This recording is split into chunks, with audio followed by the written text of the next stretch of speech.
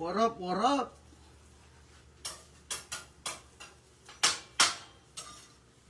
Andito lang po, just, going on live, may mga orders. So, trying to cook this stuff for the customers.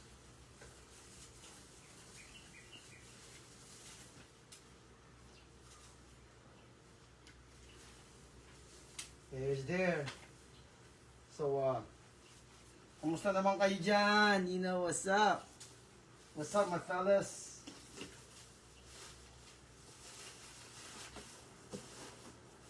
Eto, dito lang tayo, paluto-luto. You know that. Pa-chill-chill. So, kamusta naman yung nyo, guys? Yung inyong inyong experience kanina about the brownout.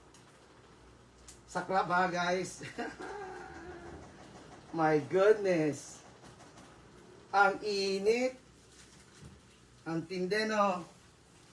Sira ulo rin yung truck na yun. Ang dami niya na abala, eh. And a lot of people just... And I'm mad at myself. You know why? Because I didn't get to go to work. That's another how much? Over... Because he can't handle himself, Yan ang nangyari. Kaya yan. How sad. Wala na akong magagawa. Nandiyan na yan eh. It's already there, So there's nothing I can do. The man, malamang he's sleepy. That's why. That's what I'm thinking.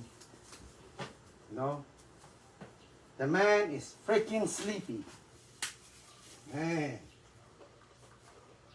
Biro mo at night time mo. Mga anak ko, my kids. And my kisser. Man. We had to sleep in the bedroom, in the living room. Open door and everything. So that way, we gotta open the door.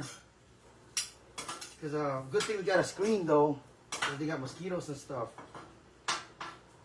So we gotta open the door and, man, I don't know what to say. That's crazy. Crazy experience. Then, it's a good thing I saw the thing, right? And I'm like, wow. I saw